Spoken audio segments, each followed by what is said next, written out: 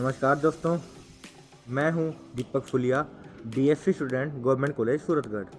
तो आज हम करने वाले हैं किसी दिए गए कार्बनिक मिश्रण में से कार्बनिक यौगिक को पहचान करना और उसके व्युत्पन्न बनाना। तो जिसके लिए हमें कुल 6 स्टेप फॉलो करने होते हैं। इसमें से स्टेप 1 और स्टेप 2 की बात हम पिछली वीडियो के अंदर कर चुके हैं। यदि अभी तक आपने हमारी पिछली वीडियो नहीं देखी तो उसका लिंक आपको नीचे डिस्क्रिप्शन बॉक्स के अंदर मिल जाएगा। तो इस वीडियो के अंदर हम स्टेप नंबर 3 की बात करते हैं। तो चलिए वीडियो की शुरुआत करते हैं।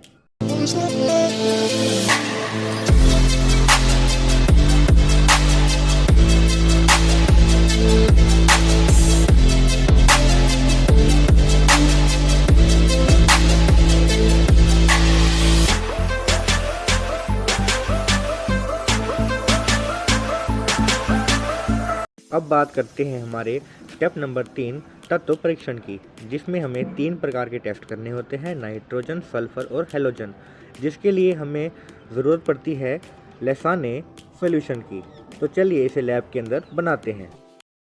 Welcome back guys. तो आज हम बनाने वाले हैं लेसाने सॉल्यूशन। तो हमें सोडियम का टुकड़ा लेकर उसे फिल्टर पत्र की सहायता से साफ़ करना होता है बड़े ही ध्यान से। हम जानते हैं कि सोडियम जो होता है वो मिनरल ऑयल के अंदर रखा होता है। जब हम सोडियम को साफ़ कर लेंगे तो उसके बाद हमें सोडियम का टुकड़ा एक ज्वलन नली के अंदर भरना है और उसका टोंग की सहायता से दहन करना बड़े ही ध्यान से। ऐसा करने से सोडियम उत्तेजित अवस्था के अंदर आ जाता है। हमें इसके अंदर समान मात्रा में कार्बनिक मिश्रण डालना है और उसे धीरे धीरे दहन करना है, कुछ इस प्रकार से।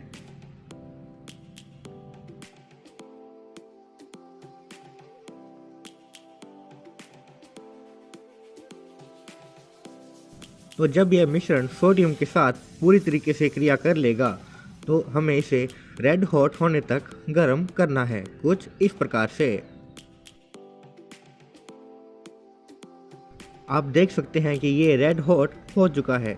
अब हम इसे चाइना डिश के अंदर जिसमें पानी भरा हुआ है उसमें डाल देते हैं और ये टूट जाती है। यदि ये नहीं टूटती तो हम इसे ग्लास रोड की सहायता से भी तोड़ सकते हैं।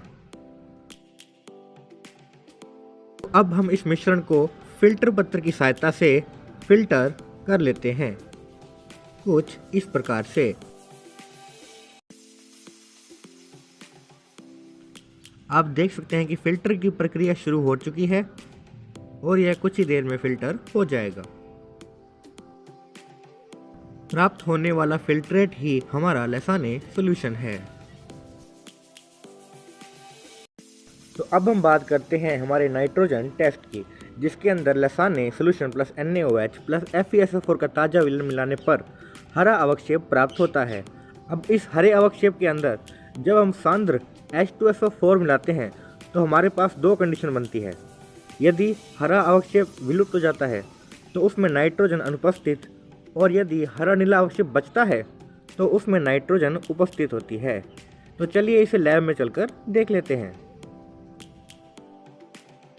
अब लेसाने सॉल्यूशन से नाइट्रोजन का पता लगाने के लिए हम एक टेस्ट ट्यूब के अंदर थोड़ा सा लेसाने सॉल्यूशन लेते हैं।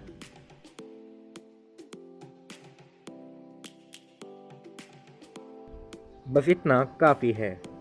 अब हम इसके अंदर NaOH की 2 से 3 बूंदें डालते हैं, कुछ इस प्रकार से।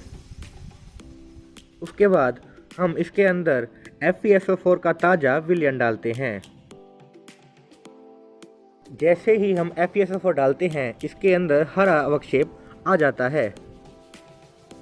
अब हम इस हरे अवक्षेप के अंदर सांद्र H2SO4 को दीवार के सहारे डालते हैं, कुछ इस प्रकार से।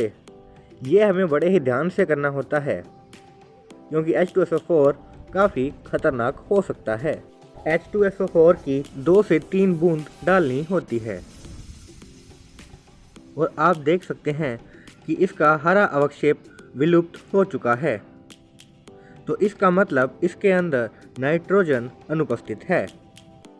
यदि इसमें नाइट्रोजन उपस्थित होती तो कुछ ऐसा रंग प्राप्त होता।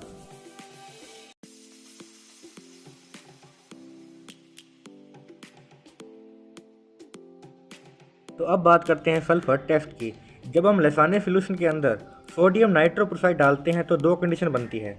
यदि बैंगनी विलयन प्राप्त नहीं होता तो उसमें सल्फर अनुपस्थित होता है, और यदि बैंगनी विलयन प्राप्त हो जाता है तो उसमें सल्फर उपस्थित होता है। तो इसका भी लैब में टेस्ट कर लेते हैं। तो सल्फर का टेस्ट करने के लिए हम एक टेस्ट ट्यूब के अंदर थोड़ा सा लसान्य सॉल्यूशन डालते हैं।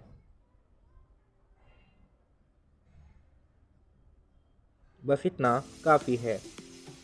अब हम इसके अंदर सोडियम नाइट्रोप्रोसाइड की कुछ बूंदें डालते हैं। ये हमें बहुत ध्यान से करना होता है। आप देख सकते हैं कि इसका रंग बैंगनी नहीं हुआ। इसका मतलब इसके अंदर सल्फर जो है वो अनुपस्थित है। यदि इसमें सल्फर उपस्थित होता तो इसका रंग कुछ इस प्रकार का प्राप्त होता। तो इस प्रकार हम तत्व का परीक्षण करते हैं।